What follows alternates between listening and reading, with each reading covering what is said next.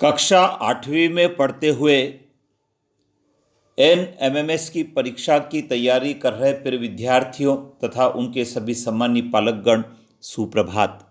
विद्यार्थियों, यदि आप चाहते हैं कि कक्षा 9वीं से 12वीं तक की पढ़ाई के दौरान आपको 12,000 रुपये की छात्रवृत्ति हर साल मिले, तो आपको एनएमएमएस की परीक्षा पास करना होगी।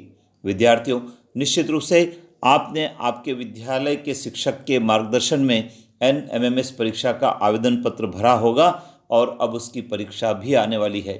1 दिसंबर को आपकी एनएमएमएस की परीक्षा है और इस परीक्षा की आपको बेहतर तैयारी रखना है, क्योंकि हजारों विद्यार्थी इस परीक्षा में बैठते हैं। आइए विद्यार्थियों, आपको इस परीक्षा के बारे में और विस्तार से बताते हैं। विद्यार्थियों, जैसा कि आपको बताया गया, 1 दिसंबर 2024 को यह परीक्षा आयोजित हो रही है और इस परीक्षा को जो विद्यार्थी उत्तीर्ण कर लेते हैं उनको 1,000 रुपये प्रति माह के हिसाब से 1 वर्ष के 12,000 रुपये की छात्रवृत्ति प्राप्त होती है। विद्यार्थियों, इस परीक्षा को पास करने के लिए 2 प्रश्न पत्र आपको हल करने होते हैं। उसमें एक है मेंटल एबिलिटी टेस्ट, जिसको मानसिक योग्यता परीक्षण कहा गया है, और दूसरा है सेट अर्थात स्कॉलस्टिक एबिलिटी टेस्ट, शैक्षिक योग्यता परीक्षण कहा गया है। विद्यार्थियों, ये टेस्ट पेपर बहुत सरल होते हैं और कक्षा 7वीं और 8वीं के पाठ्यक्रम पर आधारित होते हैं। इस परीक्षा को पास करने के लिए कुछ मापदंड निर्धारित किए गए हैं। विद्यार्थियों, जो मेंटल एबिलिटी वाला टेस्ट है उसमें 90 वस्तुनिष्ठ प्रकार के प्रश्न होते हैं जो बहुविकल्पी स्वरूप के होते हैं और इन प्रश्नों को 90 मिनट में आपको हल करना होता है। इसके लिए आपको ओएमआर शीट दी जाती है। इसी प्रकार जो सेट का प्रश्न पत्र है अर्थात शैक्षिक योग्यता का जो प्रश्न पत्र है उसमें भी 90 प्रश्न होते हैं और उनको भी 90 मिनट में ही हल करना होता है और विद्यार्थियों, इसको भी ओएमआर शीट पर हल करना होता है। यह भी वस्तुनिष्ठ प्रकार का बहुविकल्पीय प्रश्न पत्र होता है। विद्यार्थियों, इस परीक्षा को पास करने के लिए जो उत्तीर्णांक निर्धारित किए गए हैं, आइए उनकी चर्चा कर लेते हैं।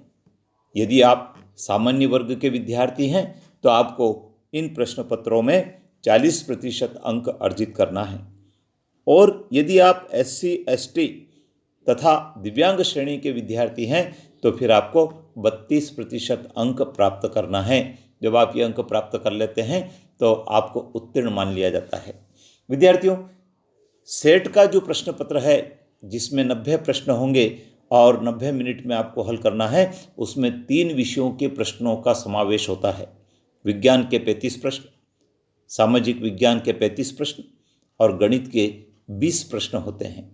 इसी प्रकार से जो मेंटल एबिलिटी टेस्ट होता है उसमें भी 90 प्रश्न होते हैं, उनको भी 90 मिनट में हल करना होता है और इस प्रश्न पत्र में सादृश्य अर्थात समान दिखने वाली आकृतियाँ, संख्यात्मक पैटर्न, वर्गीकरण, श्रृंखला, आकृति, अवबोधन, कोडन, विकोडन, समस्या समाधान से संबंधित प्रश्न होते हैं।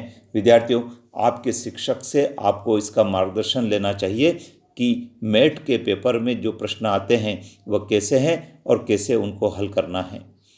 इस परीक्षा की जो विशेष बात है विद्यार्थियों, वह है कक्षा 7 और 8 के पाठ्यक्रम पर आधारित प्रश्न होते हैं। ऋणात्मक मूल्यांकन नहीं होता है, अर्थात यदि आपने किसी प्रश्न का उत्तर गलत लगा दिया है तो उस पर आपको 0 अंक मिलेगा, लेकिन कोई आपके अंक कटेंगे नहीं। इसी प्रकार से calculator, log table, mobile, copy, कागज, ये सब वर्जित है। आपको यह परीक्षा कक्ष में ले जाने की अनुमति नहीं है और आपको परीक्षा के समय प्रवेश पत्र, काला एवं नीला चलने वाला बॉल पॉइंट पेन अपने साथ रखना है। जेल पेन की अनुमति नहीं है। विद्यार्थियों, आपको बताना चाहेंगे, यदि आप इस परीक्षा को पास कर लेते हैं तो फिर आपको 9वीं, 10वीं, 11वीं, 12वीं की परीक्षा में भी अच्छे अंक लाने होते हैं। इस परीक्षा के नियम के अनुसार यदि आप कक्षा 10वीं की परीक्षा में 60% से कम अंक लाते हैं तो फिर आपके लिए राष्ट्रीय मीन्स कम मेरिट छात्रवृत्ति परीक्षा में छात्रवृत्ति मिलने में कठिनाई होती है। तो विद्यार्थियों, आप कक्षा 9वीं, 10वीं, 11वीं, 12वीं सभी में प्रथम श्रेणी उत्तीर्ण रहेंगे तो आपको इस परीक्षा की जो छात्रवृत्ति है वो ज़रूर मिलेगी। तो विद्यार्थियों, मैंने आपको आज इस परीक्षा के बारे में विस्तार से बताया है। आप अपने मित्रों को भी बताएं जिन्होंने इस परीक्षा का आवेदन पत्र भरा है, और अपने शिक्षक से मार्गदर्शन भी लें। और हाँ, इस परीक्षा की तैयारी के लिए इस चैनल पर बने रहें, क्योंकि अगले वीडियो में हम इस परीक्षा के गत वर्ष के प्रश्न पत्रों की चर्चा करेंगे और महत्वपूर्ण कौन कौन से प्रश्न विषयवार हो सकते हैं उसकी भी बात करेंगे, जिससे कि आप घर बैठे इसकी बेहतर तैयारी कर सके। जय हिंद।